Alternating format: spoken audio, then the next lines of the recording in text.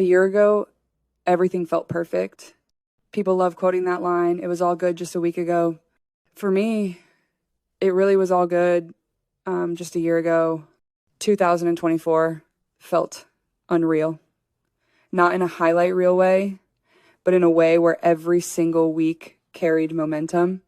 Iowa, the tournament run, the noise. Then suddenly, no pause, no breath, straight into the WNBA. New cities, new crowds, new expectations. And somehow, everything kept working. Attendance records fell. Viewership exploded. Arenas filled faster than anyone predicted. Every night felt like confirmation that the leap wasn't too big. When you're inside a season like that, you don't think about legacy. You don't think about how rare it is. You're just moving forward, trying to keep up with the speed of it all. People call it a dream year, but when you're living it, it feels more like survival at a higher frequency. And then the year ended. Everyone assumed the next chapter would be louder, bigger, cleaner, a true encore. That's how sports stories are supposed to go. Momentum rises, confidence grows, and the next season becomes the payoff. But real careers don't follow scripts. 2025 didn't announce itself as a difficult year. It didn't arrive with warning signs or dramatic moments. It crept in slowly. Small changes, small discomforts, little things that didn't feel important at first until they started stacking. Injuries never arrive all at once. They come in pieces. A tweak here, a setback there. One player goes down, then another. And suddenly, the room feels thinner. Practices feel quieter. Rotations shrink. You stop thinking about strategy and start thinking about availability. That's when seasons change tone. What most people don't realize is that chaos doesn't always look chaotic from the outside. From the outside, it looks like next woman up. From the inside, it feels like uncertainty. Every day carries questions without clear answers. Who's healthy? Who's close? Who's pushing too fast? Who needs more time? And when you're injured, you don't escape that chaos. You absorb it differently. You're present, but not participating. Involved, but not impacting the way you want to. You watch your team grind through things you wish you could help with. You feel responsibility without control. And that combination is exhausting in a way people rarely talk about. That's when the questions start. Not from teammates, not from coaches. From the outside. When is she coming back? Why hasn't she returned yet? Is something wrong? At some point, the noise gets so loud that silence starts to feel like confusion. That's when I realized something had shifted. The conversation wasn't about basketball anymore. It was about timelines, about speculation, about filling gaps with guesses. And that's why eventually I said something, not in an interview, not at a podium, on Instagram, just one sentence. 2025, you are a year. 2026, I welcome you with open arms. People read excitement into that. But what it really was relief. Relief that the year was ending. Relief that the questions could stop. Relief that a chapter could finally close. Because sometimes the hardest part of a season isn't losing games. It's carrying uncertainty for too long. And that's where this story really begins. What made 2025 so heavy wasn't just my absence. It was how quickly everything around us started to unravel at the same time. One injury alone doesn't change a season. But when injuries stack, when rotation players disappear one by one, the entire rhythm of a team breaks. And that's exactly what happened. You could feel it in the locker room, not panic fatigue, the kind that comes from constantly adjusting, from never knowing who would be available tomorrow, from drawing up plans that might not survive the next practice. At one point, we weren't talking about matchups anymore. We were talking about bodies, who could move freely, who could go full speed, who needed rest just to get through the week. People saw the box scores. They didn't see the context. Key players went down. Others tried to push through. Some days we were literally counting how many healthy players we had to run drills properly. Hardship contracts weren't a strategy, they were survival. Plays were being diagrammed based on availability, not preference. When that happens, consistency becomes impossible. And through all of this, There was one constant shadow over everything. Me, not in an ego way, in a reality way. Every loss led back to the same question. What if she were playing? Every win came with the same follow-up. Imagine when she comes back, that kind of attention isn't flattering when you're hurt. It's heavy because you don't feel like a solution. You feel like a missing piece everyone keeps staring at. And when you're rehabbing, doing everything you can to return the right way, that pressure doesn't help. It complicates things. I wasn't just trying to heal. I was trying to decide. Come back early and risk everything, or wait and let the questions grow louder. From the outside, that decision looks simple. From the inside, it's brutal. Because when you're wired to compete, sitting out feels wrong. Watching your team fight through adversity without you feels wrong. And yet, pushing your body before it's ready can steal years from your career. There's no right answer, only consequences. That's why the uncertainty lingered, not because of indecision, but because of care. Because sometimes protecting the future means disappointing the present. And that's a trade-off most fans never have to make. Eventually, it became clear I wasn't coming back that season. The fact that I had to clarify that myself says everything about how chaotic communication had become. It wasn't drama. It wasn't secrecy. It was a season moving too fast for clarity to keep up. And when that decision was finally understood, something else happened. The weight shifted. The team stopped waiting. The questions slowed. And I could finally focus on what mattered, healing completely. But even then, the season didn't suddenly make sense. We kept fighting. We kept showing toughness. We kept showing up in ways that don't show in highlights.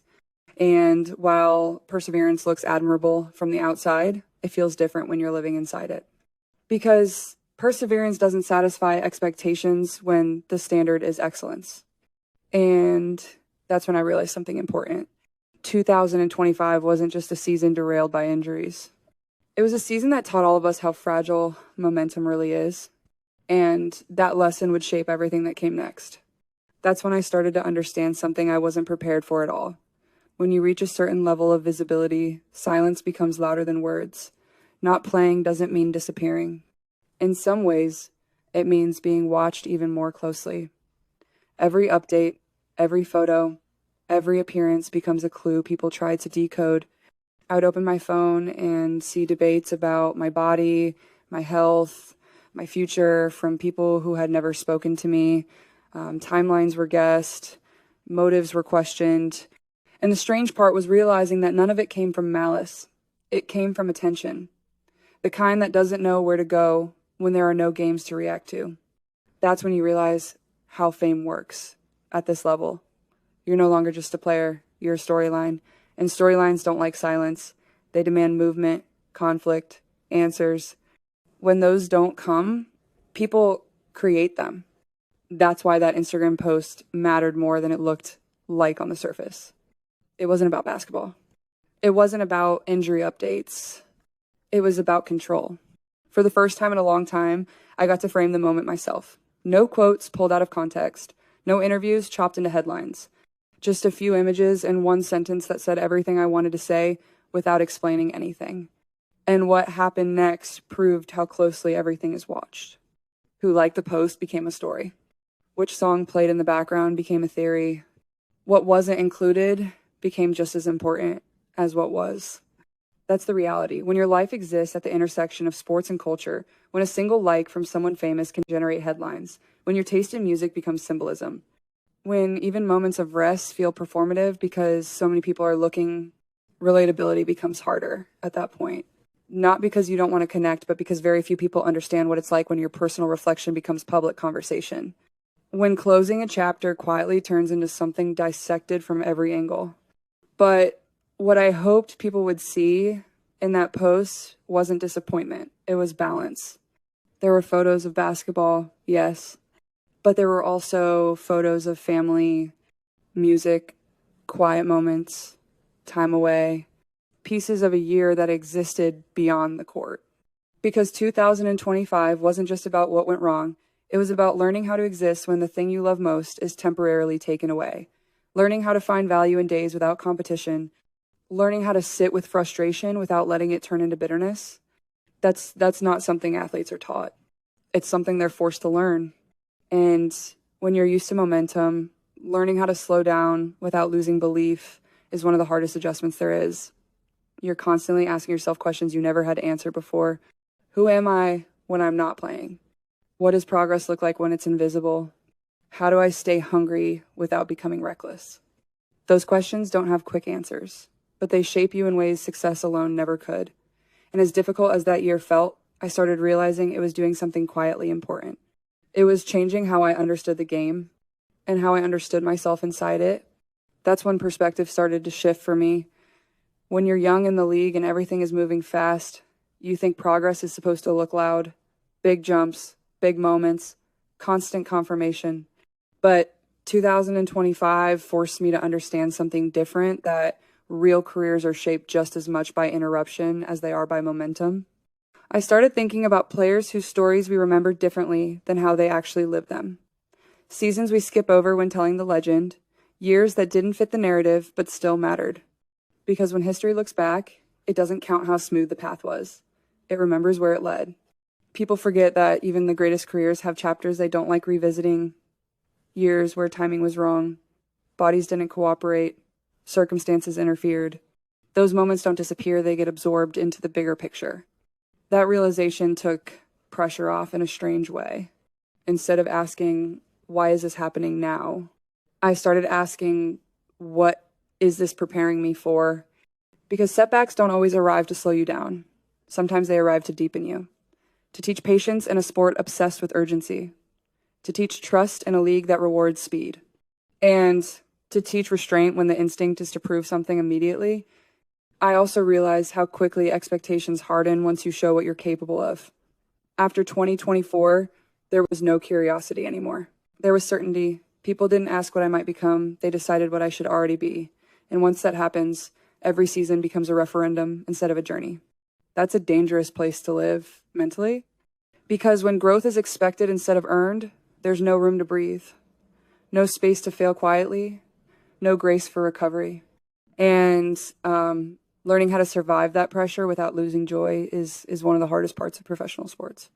The year away from full competition forced me to reconnect with why I play in the first place. Not for numbers, not for noise, but for the process, the repetition, the challenge of getting better when nobody is watching. Rehab humbles you in that way. There are no crowds, no reactions, no adrenaline, just work. Honest, boring, necessary work. And in that space, ego fades. What's left is intention. By the end of the year, I wasn't thinking about revenge seasons or proving people wrong. I was thinking about readiness, about returning whole, not rushed, about making sure the next chapter wasn't built on frustration, but on foundation. That's when 2026 stopped feeling like an escape and started feeling like an opportunity, not to erase what happened, but to build on it. As the year moved closer to ending, another reality became impossible to ignore. Time in this league doesn't slow down just because you need it to. Windows don't wait, opportunities don't pause. And when you're labeled a generational player early, the clock feels even louder. People talk about prime years like they're guaranteed, like talent automatically buys you time, but being inside the league teaches you something different. Careers are fragile, momentum is temporary, and circumstances can shift faster than anyone expects. Expansion teams arrive, rules change, contracts evolve. One offseason can completely reshape the landscape. That's why 2026 started to feel bigger than just a comeback season. It felt like a moment, not pressure in a dramatic sense, but responsibility. Responsibility to use the time I've been given wisely. Responsibility to come back prepared, not just healthy. Because health alone isn't enough at this level. You need rhythm, timing, confidence that isn't forced. I also started paying closer attention to the league itself, to how quickly it's changing, how much attention it's finally getting, how many eyes are watching now, not just casually, but critically. The margin for error feels smaller when the spotlight grows, and that means preparation matters more than ever. This is where expectations become complicated. Fans want dominance. Media wants storylines. The league wants growth. But players live in the space between all of that, where performance meets reality, where progress isn't always visible right away, and where the work you do in silence determines what people celebrate later.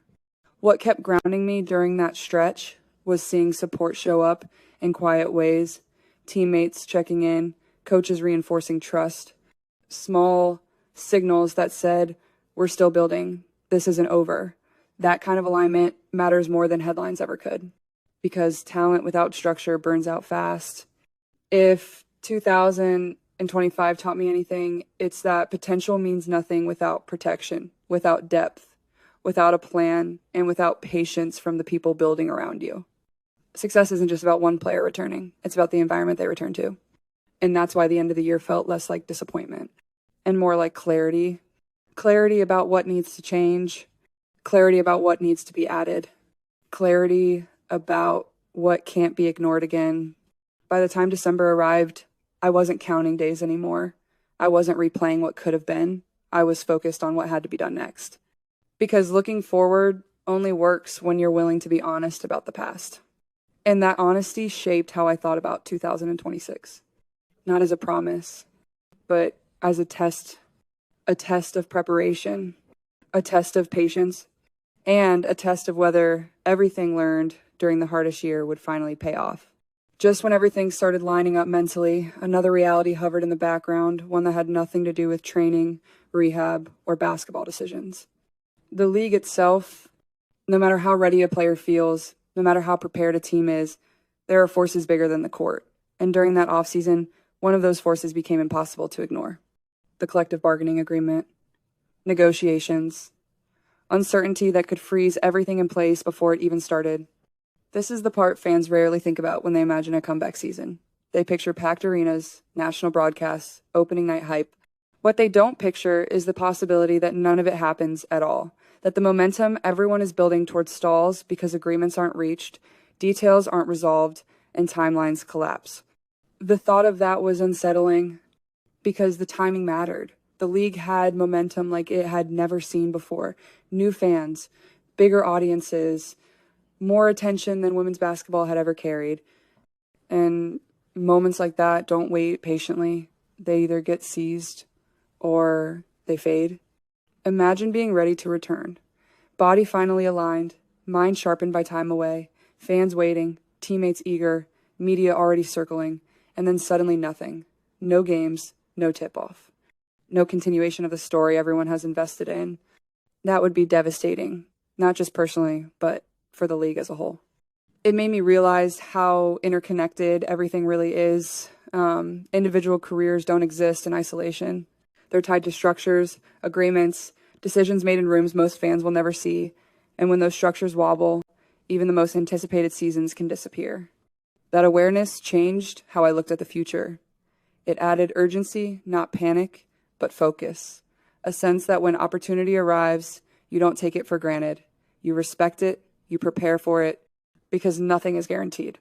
At the same time, there was something grounding about seeing support remain steady despite the uncertainty. Teammates publicly backing the vision, coaches reinforcing belief, the organization signaling that the goal hadn't changed. That alignment mattered, especially when outside variables felt unstable. Because trust is fragile in moments like this. One rumor can undo months of work. One unresolved issue can derail momentum. And staying mentally steady through that kind of uncertainty requires maturity most people don't see. I also thought about what this moment represented beyond myself. The next season wasn't just about one player returning. It was about what the league could become if everything clicked at the right time. If health held, if leadership aligned, if decisions matched ambition. That's why 2026 started to feel less like a date on the calendar and more like a crossroads. One direction led to growth. The other led to frustration. And standing at that point, all you can do is prepare, trust the work, and hope that the people responsible for the bigger picture understand what's at stake. Because sometimes the most important part of a comeback season isn't what happens on the court. It's whether the opportunity to return even exists. By the time everything slowed down, by the time the noise softened and the year finally reached its end, something inside me had changed. Not dramatically, not in a way that needed announcement, just quietly, steadily, in a way that felt real. 2025 didn't break me, but it did strip things down. It stripped away the illusion that momentum is permanent, the idea that progress is guaranteed. The comfort of believing that talent alone will carry you forward. What it left behind was something more valuable, clarity. I knew exactly what I wanted moving into 2026. Not in vague terms, not in hopeful language, in concrete, grounded understanding. I wanted health. I wanted stability. I wanted a team built to last, not just to survive. And more than anything, I wanted to return without carrying the weight of unfinished conversations. That's what that Instagram post really was. Not a goodbye. Not a tease. A release. It was closing a chapter without pretending it didn't matter. Acknowledging that the year was hard without letting it define the future. Saying in the simplest way possible, I'm ready to move forward. And the response told me everything. Teammates showed up instantly. Family. Friends. Fans who had waded through uncertainty without turning away. Even people who had never met me but felt connected to the journey. That kind of support doesn't disappear during setbacks. It reveals itself. That's when I felt something shift. Not excitement, confidence, the quiet kind. The kind that doesn't need to announce itself. The kind that comes from knowing you've endured something difficult and didn't let it harden you. The kind that trusts preparation more than promises. Because 2026 doesn't need to be perfect. It just needs to be honest.